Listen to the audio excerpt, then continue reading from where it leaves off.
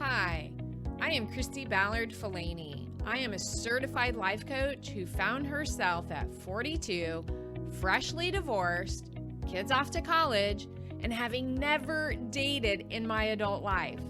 I was starting in the middle. If you haven't yet hit start on your middle time in life, let's do it together. Let the journey begin.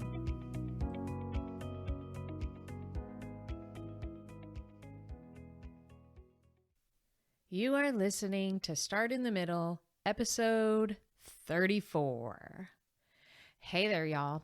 Hey, so I don't know if you recognize this or if you noticed this, but last week I had the wrong microphone on. So it sounded like I was talking while I was in a tunnel. But you know what? That episode had me on fire. So I thought, no, I am not even going to nitpick this. I am not going to allow my perfectionism to alter the fact that this was a good recording. And so I gave it to you just like that. And you may have been able to tell. And you know what? That's okay. Because guess what? B- work gets the job done. And why not offer it up to you with the best feeling in how I felt about how the actual message came across versus being worried about how one little podcast sounded. So there you go. And you can do that too. Hey, in case you don't know, I'm Christy Fellaini, and I am a coach for midlife women who want to be happier in their lives, who have been through some stuff, right? And oftentimes this stuff is completely out of our control. Like, say, for instance, our wonderful children go off and do the adult thing that we had hoped that they would do as we were raising them. Or perhaps our relationship didn't pan out the way that we thought that it would. And maybe we are going through a divorce, or maybe it's just that we are not sure anymore what our purpose is. And I am the exact coach for you. I have been through all of those things. And guess what? I am doing the hard things. I am doing the things that push my brain past my comfort zone. I am being brave, and I am putting myself out into the world for everybody to see, because I have a dream and because I have a desire, and I have a desire to help women who are just like me, who have thoughts of, man, I sure do wish I could be skinnier. Or, man, why do I keep having these hot flashes? Or, man, my relationship isn't going exactly as I wanted it to, but how am I contributing to that? Right? And so all of these things are things that I want to help you with, because these are the same exact scenarios that I have found myself in. So let's dive into our topic today. Today, I want to talk to you about criticism. And I'm not talking about criticism for others. I am talking about the type of criticism that comes to us, and as women, we tend to kind of take it to heart, right? Of course, our brains are wired completely differently than men's are. And oftentimes we internalize that criticism. And so that's the type of criticism that I want to talk to you about today. But I have 3 different examples that I want to share with you. Okay. And so the first thing that I do want to tell you is that I have been reading this excellent book called Playing Big by Tara Mohr. And I hope that I'm pronouncing her last name right. It's spelled Mohr. So I'm assuming that it is Mohr. But this is such an awesome book for women who want more out of life and women who have been taught that, good girls always follow the rules and good girls always do what good girls are expected to do. And we color inside the lines, right? And because we follow those rules, we may not always reach our goals, our dreams, and our desires because we are not playing big, because we are playing small. And so the chapter that I am just now finishing, it is all about unhooking from our desire to find our worthiness in the praise that others give us, or allowing ourselves to release from other people's criticism. Okay. So our desire to find our worthiness in the praise that people give us. So that means that when we do good things, we're hoping for praise, or that we internalize the criticism that we receive from others. So the biggest piece that I want to reflect on today is criticism. And I want to offer you a couple of things about criticism. Okay. So the first one is that oftentimes when people criticize you or offer up their opinion of you or the things that you are doing, often that criticism comes from somewhere that they actually feel that they are falling short. So it almost is like a mirror effect in that if I point out in you, it lessens the sting of how I feel about me. So let me say that in a different way. If I point out what's wrong with you, it lessens in my brain what is actually going on with me. Does that make sense? And so oftentimes when people are openly criticizing us, it's not so much about us. It's more about them or where they think that they are falling short or their own thoughts and beliefs about themselves. So as I was reflecting on this, it kind of brought to mind back in my early 20s when I was working in retail. I actually got plucked, or I should say handpicked, by one of the managers who I had worked before in a prior position at a different retail spot. And she asked me to come and work with her, and I thoroughly enjoyed it. It was such a great opportunity. It was a great job for, an early 20 something coming up in the world.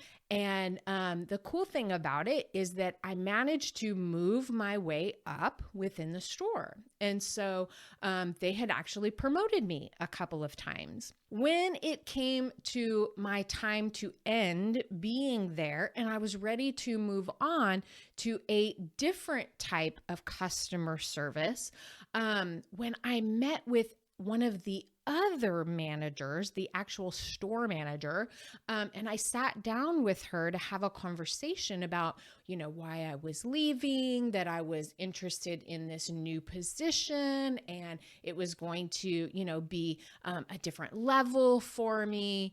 And I remember having the conversation with her, and some of the criticism came out. And I remember just feeling horrible. And I remember, feeling really, really bad about myself when I left that meeting, because in fact, she had shared with me that it probably wasn't the best decision for me to go into this new line of customer service because I wasn't very friendly anyway, and I probably wouldn't succeed.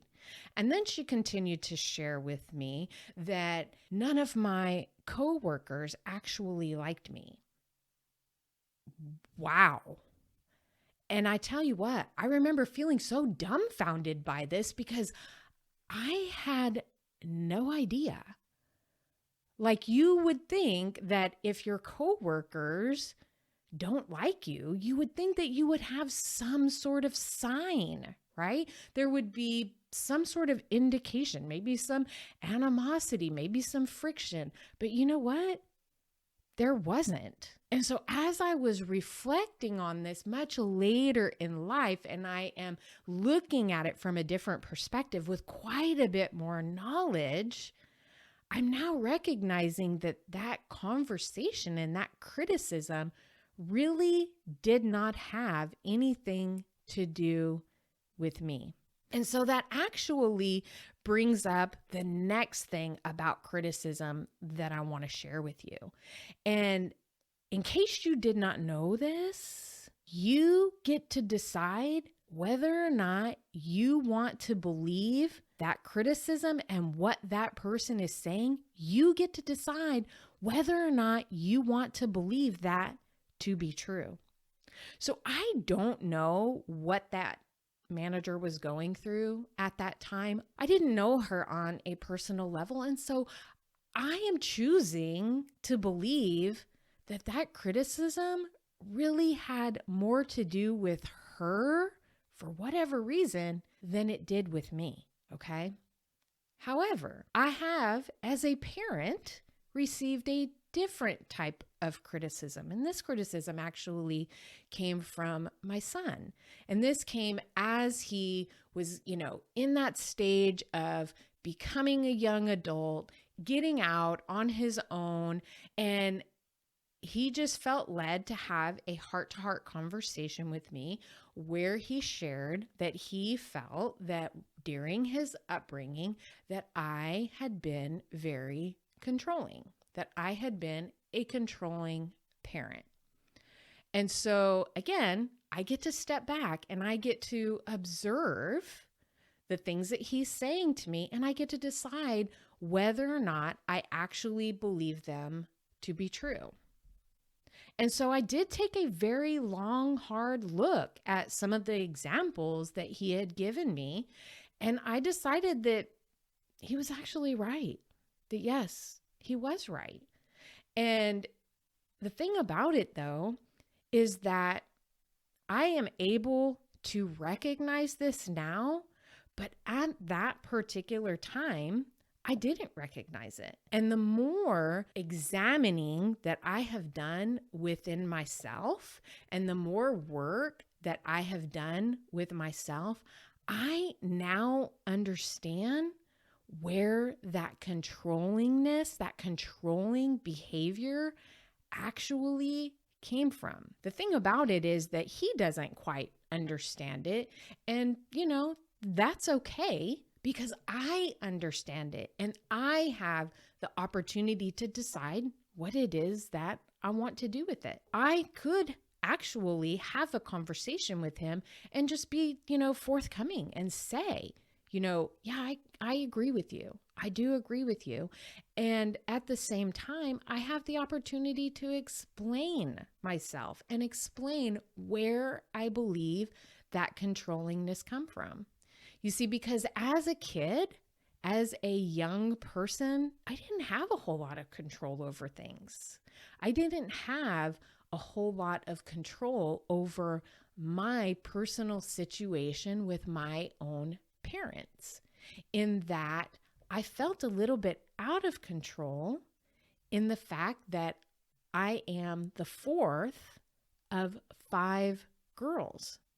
And out of us 5, there were 3 that were quite a bit more demanding than the other 2. There were 3 who got quite a lot of attention because they were more demanding. You see, I was one of the kids who was succeeding and who was on, quote unquote, the right track. And therefore I did get more ignored. And that's more than likely where part of my controlling aspects as a parent comes from, because I wanted my kids to know that someone cared about them. I wanted my kids to know that they were succeeding or that we had high expectations for them. I wanted my kids to feel my presence and to know how much I was rooting for them and how much I truly loved them, because that was something that I felt that I was missing from my childhood. And so I do now, as an adult, have that opportunity to reflect on that and to decide how I want to present that in my future self as being his adult parent. Or I can just show him the person that I am today. I can show him how I want to be seen as his mom when he is an adult today. All right. So my first point was that sometimes when people are offering us criticism, it actually is kind of a mirror effect of the thoughts and the beliefs that they are having about themselves. And so it kind of takes off some of the pressure, some of the sting that they are feeling if they are able to point out those things in someone else. The second point that I brought up to you about criticism is that you have the opportunity to decide whether or not you believe that person's opinion is true. Okay. And so, guys, criticism doesn't always have to be bad. Sometimes criticism can actually be helpful, and it can actually push us forward, push us beyond our comfort zone if we are willing to take those ideas, those thoughts, those opinions, and if we decide that perhaps we do want to believe that to be true, such as in the matter with my son, in where I learned now how I want to show up as his adult parent. Okay. And so this next type of criticism is the criticism that we have for ourselves when we tend to criticize ourselves. You guys, it becomes very painful. It becomes painful if we are constantly in criticism of ourselves. And so what happens is that we have already decided that those things are true. We have already decided that those are possibly the things that we don't like about ourselves. And so it takes some time and it takes some work to unbelieve that. It takes some thought work, some processing to figure out how you can change those beliefs about yourself. Okay. And so one suggestion that I do want to make, and I'm sorry if you're able to hear that background noise because apparently it's spring and somebody needs to mow the lawn. But what I want to offer to you is if you find that you are someone who tends to criticize yourself, please don't open the door for other people's criticism. And so what I mean by this is that there are times that we actually speak that criticism out loud. There are times when our inner mean girl finds her voice and she actually says it out loud. And sometimes when we do this, we don't expect the person that we're talking to agree with us. Now, I have a funny story for you. When my husband and I had first got engaged, we decided that we wanted to do engagement photos, and that was going to be our engagement announcement. And I picked out two of the cutest outfits that I had. And when we got our pictures back, and ladies, you know, we all do this. We scan them over. We look for the wonderful parts, but the parts that we don't like as much is what actually pops up, right? And so I noticed that in one of my poses, my dress looked kind of off. And so I had made the mistake of speaking out loud to my mother-in-law, no harm, no foul, that I thought that I looked like I was pregnant. Okay. Now, probably somewhere in the back of my brain, not probably, somewhere in the back of my brain, I was hoping, I was expecting for her to say, oh, no, you don't look pregnant. You look fabulous, girl. You look wonderful. But what she actually did say was, yeah, I've been getting questions. Oh my gosh, that is so funny. That's hysterical because, ladies, that's what we do, right? We speak our criticism out loud in hopes that that person will not affirm what we are saying.